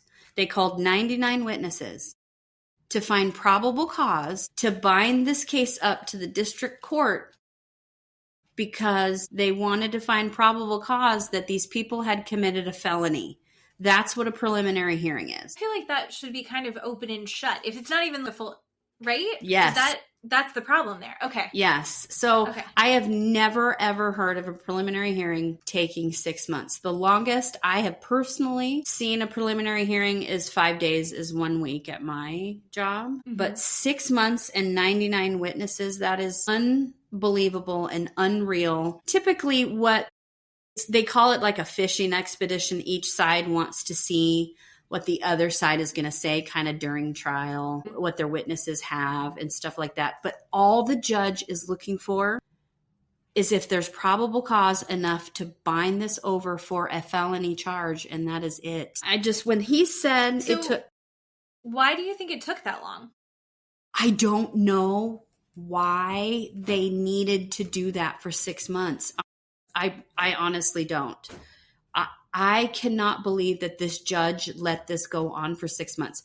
If it were my judge would have said, absolutely not. This is not going to go on this long. No. But yes, so it took 6 months. They had 99 witnesses. Johnny was one of the employees that testified. He said he didn't want to do it, but he did it anyway. Mm-hmm. Andre testified. But then David said, look, all these employees testified so they could either not go to jail, mm-hmm. or have something wiped away clean from their record. And Andre, one of the, what was it called? Big Men Unlimited.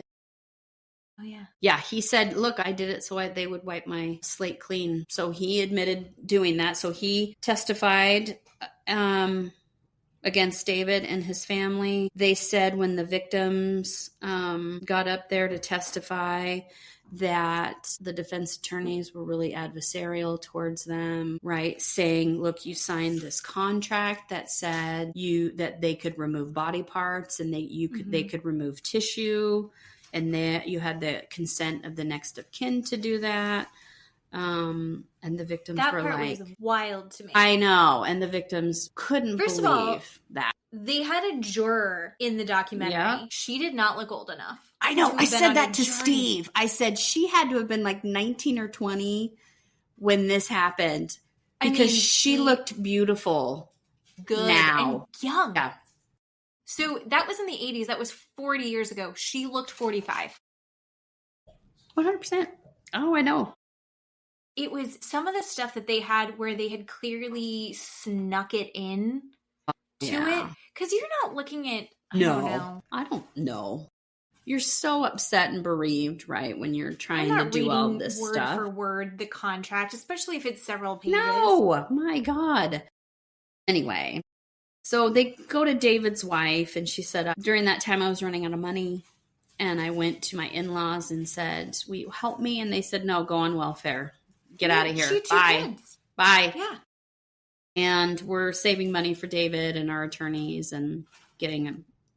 She said, I didn't know 90% of what was going on. And she was really upset about a lot of it.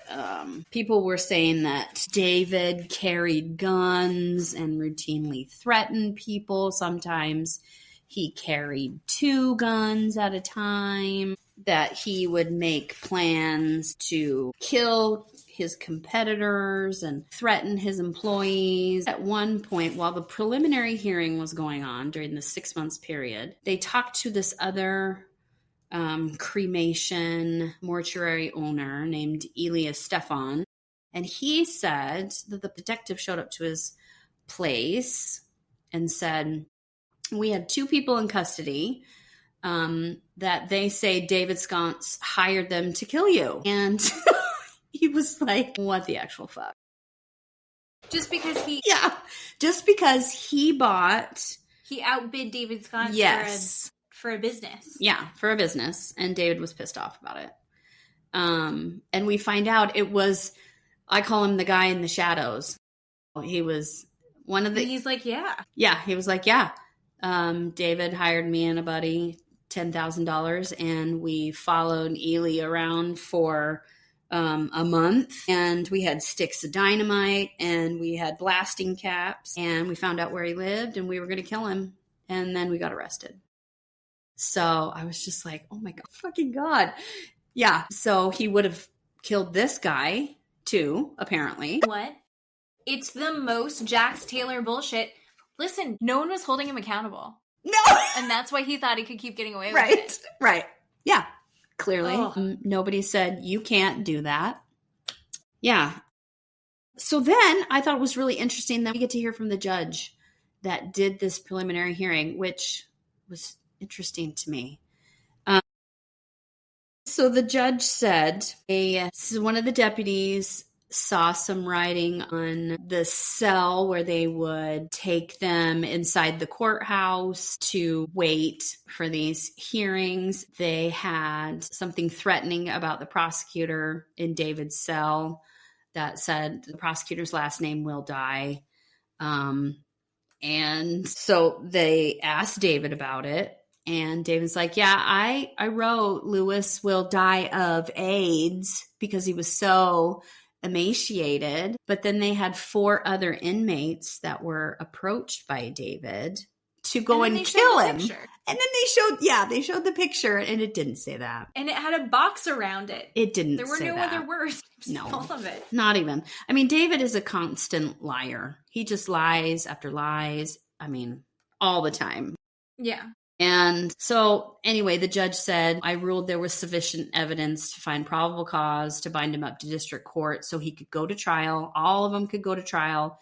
He said that the parents would be tried separately from David and there would be 2 trials, but the parents would go first. And apparently Lorianne was very upset, said when she left the courtroom, we haven't gotten justice. She screamed at it. We'll get justice somewhere else. She got really mad. She glowed. As she glowed, oh my God. My God, we got to see him again. Skip. I love him so much. Skip. So, yeah. Then we go to trial for Lorianne and Jerry, which, let me just tell you, I have to say, these pictures of Lorianne with her bouffant hair and how she will look like towards the camera or to the side, she's the devil. Her face is so scary.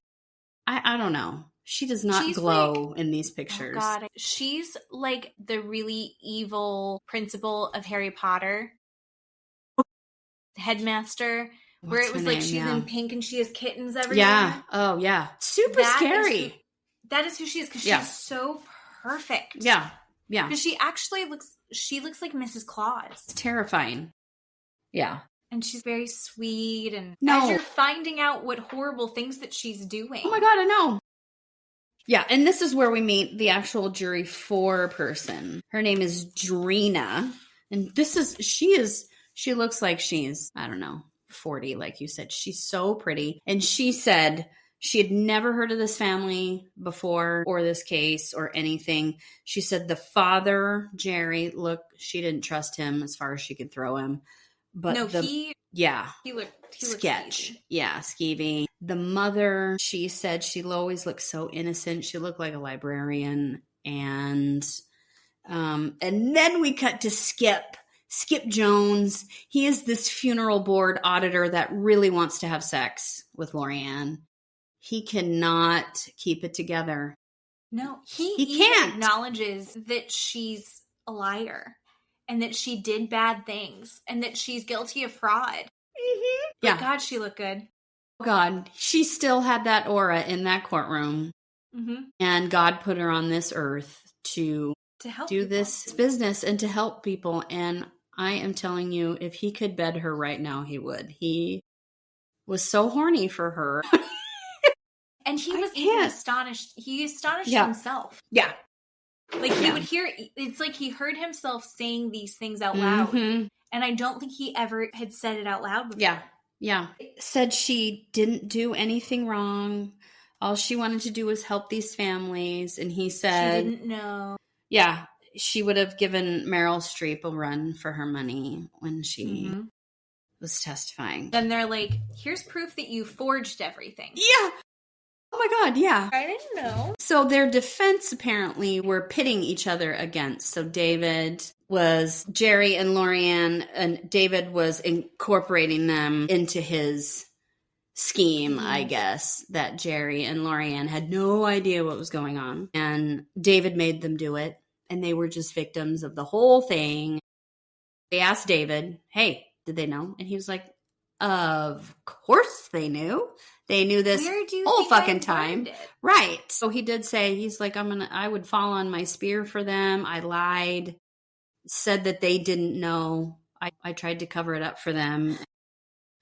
Drina, the jury foreperson, she said the defense tried to make it that towards us, not to believe that they didn't have anything to do with it. And evidence was so overwhelming that they absolutely knew what was going on. They 100% knew what was going on, and they were totally and completely involved. So that's when they showed the document that they signed, that they had changed, where it said the family, like the Lamb family, had the authority to cremate the body, but then they changed it to the family had the authority to remove the tissue and remove the organs. So after they had signed it, then they would change the document, and the families didn't know that they were doing that. But then Steve was asking me, he was like, how, after they signed it, how could they come back and say, well, but you signed this document? I'm like, well, they could figure out that the document is forged, right? You know, that it was a fake, that they changed the bottom of it. They faked all of that. And then it came out that Lorianne was forging the signatures of some of the family members on these cremation forms and misspelling the family members' names. And we never knew about any of that previously. And she said she didn't know about any of that either. She's innocent of that. The jury foreperson said, to be honest, when we were deliberating, we were all hoping that they'd get life in prison. Obviously, they found him guilty, but the judge only gave them 3 years and 8 months each. Which is wild. Yeah, I thought that was not good. That's not good. And everyone was mad about 20,000+ families that were affected and victimized by these people, and they got 3 years in prison. And I don't think they served, the 3 years. No, they didn't. And no, that I thought was interesting. I don't think that the preliminary, I don't think that was necessarily influenced by who they were in Pasadena, but then I think it's universally accepted that all of that happened because of who the Lamb family was. And this kind of old money, established community members that the judge decided that, and people were pissed at that judge. Yeah, that for sure came in at sentencing. So they were really upset. And then we get to David's trial. And that's what you said. So he went into trial. He had a total sense of entitlement, and he was really cocky. And he got a different judge, and his judge dismissed 20 of his charges, including murder and conspiracy. And people were really upset about it. And David was asked about it, and he said he got lucky. And laughed and was really happy about this new judge that he got. And this judge sentenced him to 5 years. And I don't think he did the full 5 years on that one. I think he did like 2.5 or something out of the 5 years. And people were really upset about that too. So people were still upset about this Tim Waters. They were still trying to pin it on David somehow, that David poisoned Tim Waters. So then we meet this professor of toxicology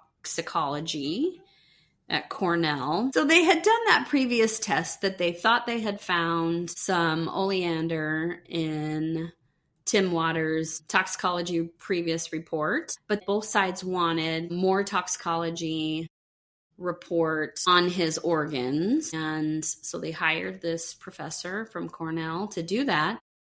And they found out that Tim Waters' body was in an above ground casket, just at room temperature. And this is what I'm thinking. I'm wondering if somebody did that on purpose.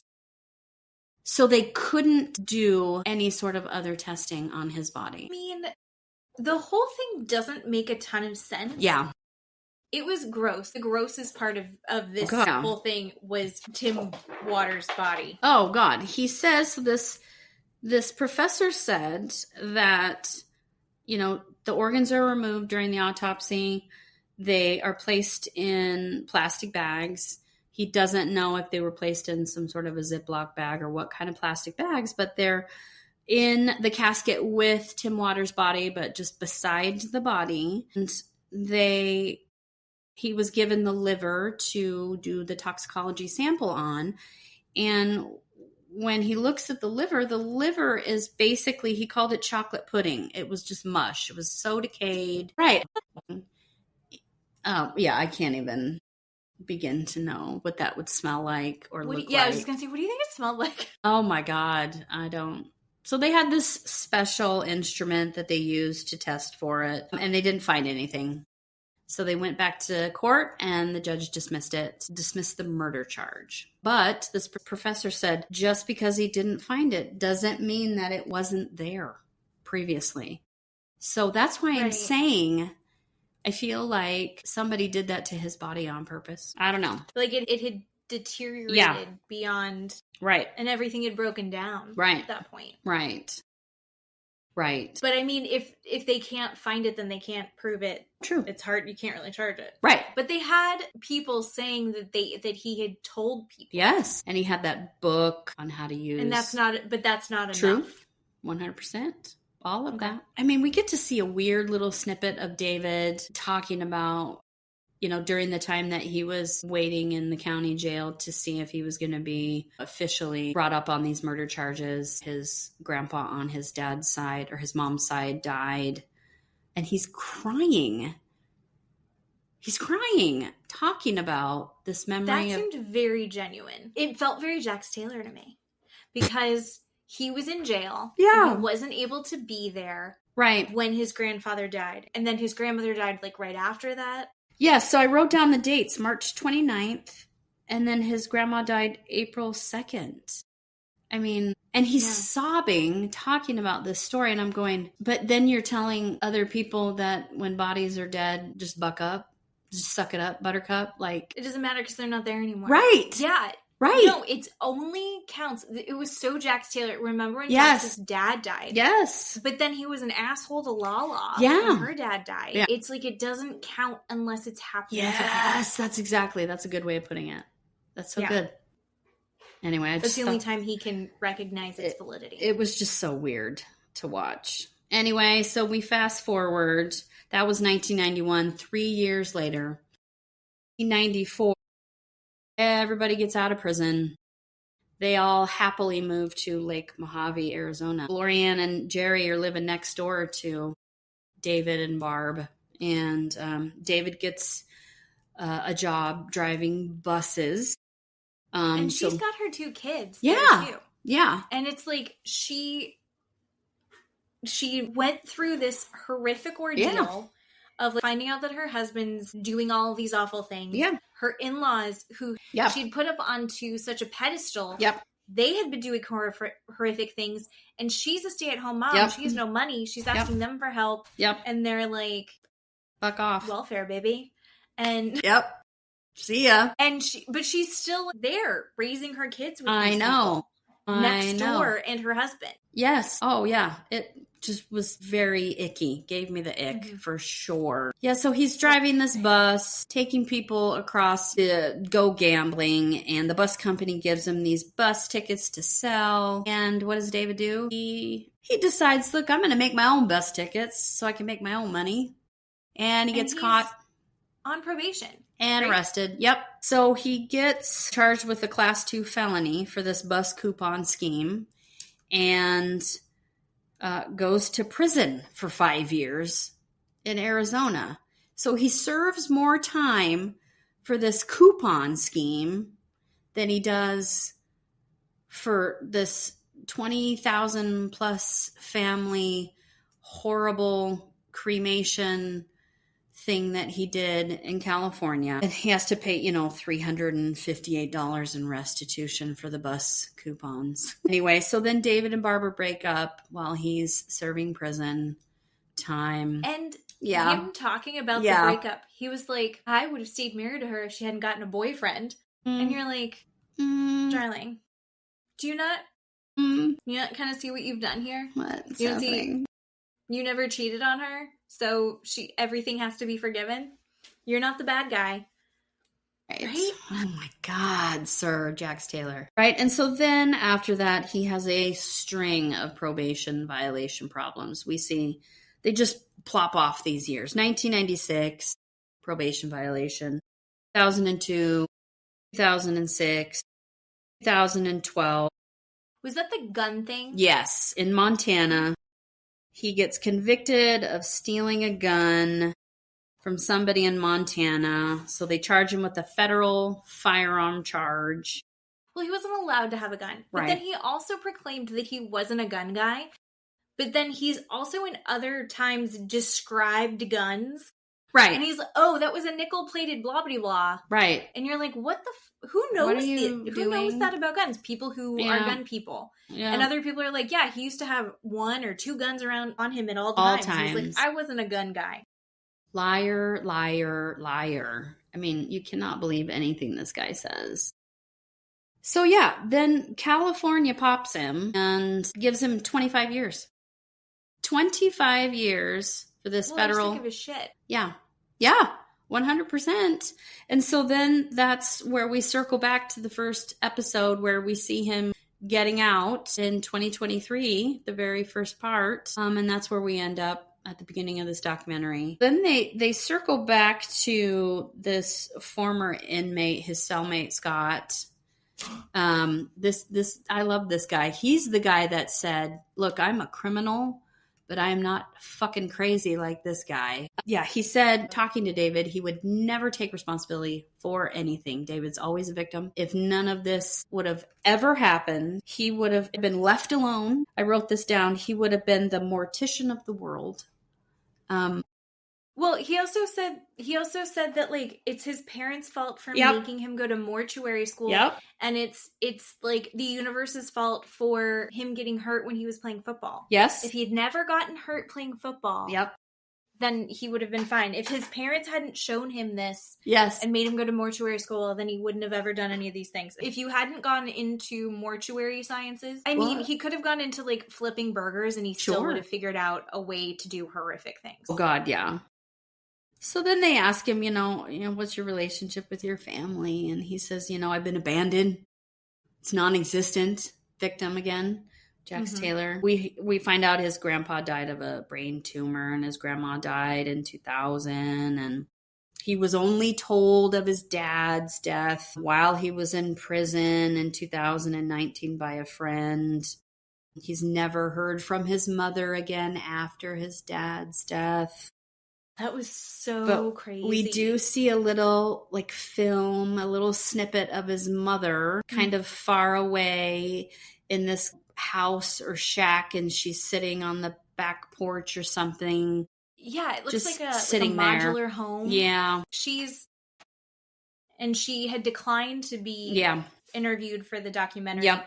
And you just see her looking like she had been so pristine and put together. And then you see her kind of in this, like a little ramshackle house, just looking rough. I told Steve, I said, you know what this reminds me of is that movie or show, Grey Gardens.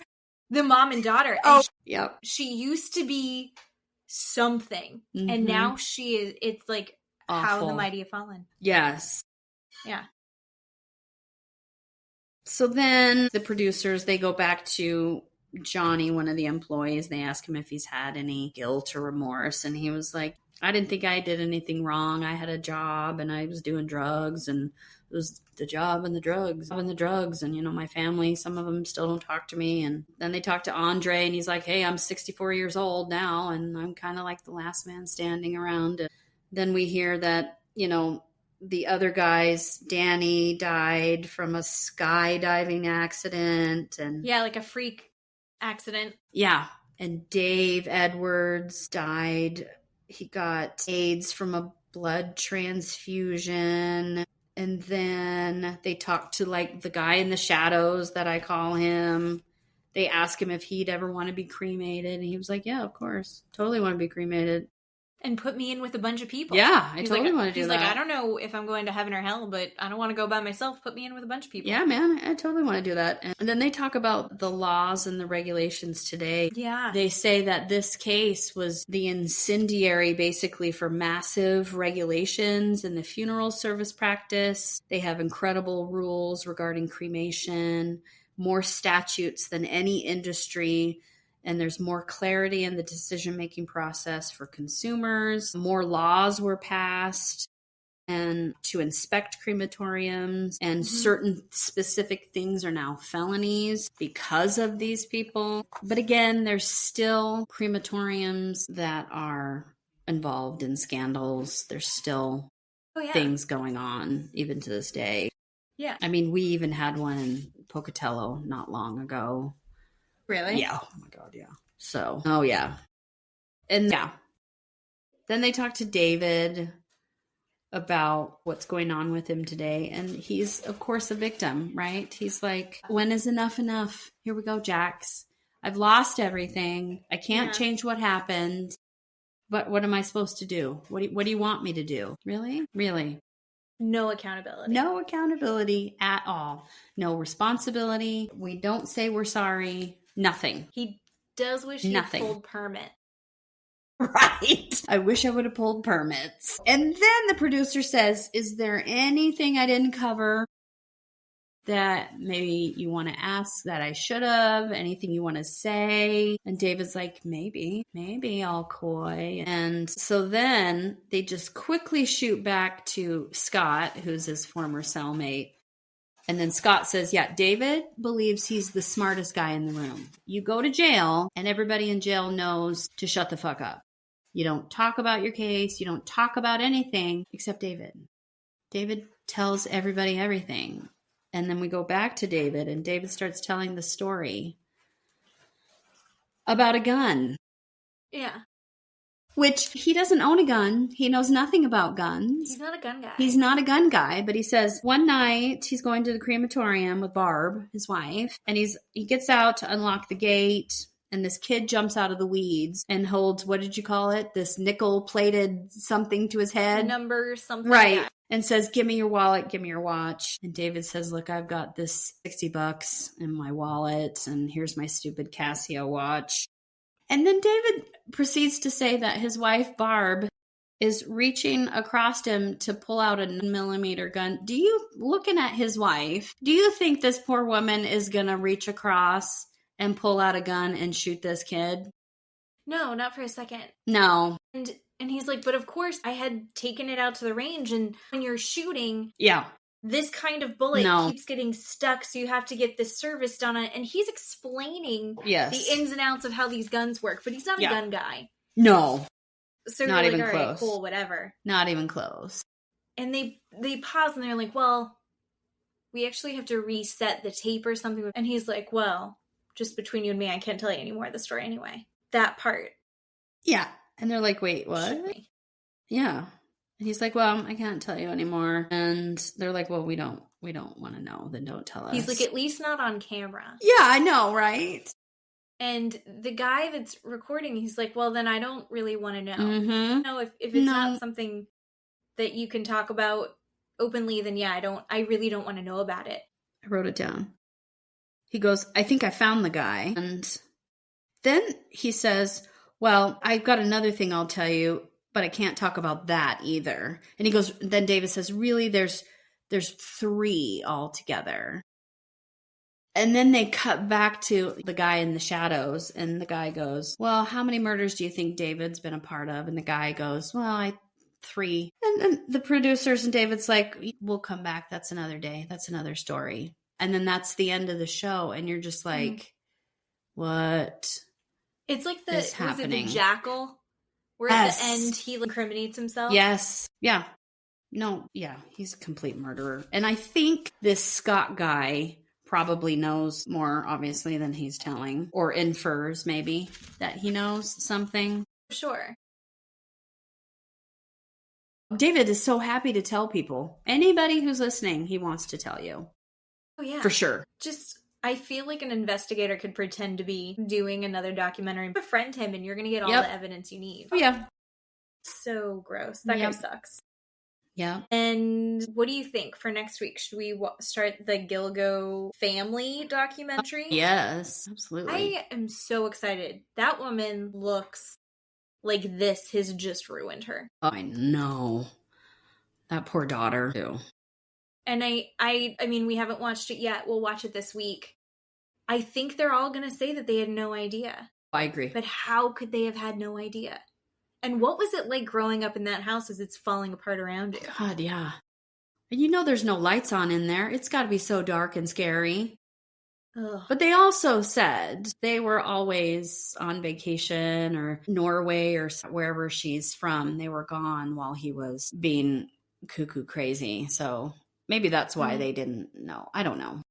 We'll find out when we watch and tell you about it next week. Yeah. Yeah. And also what crazy new thing Jax is doing. And if Huda is still in the villa.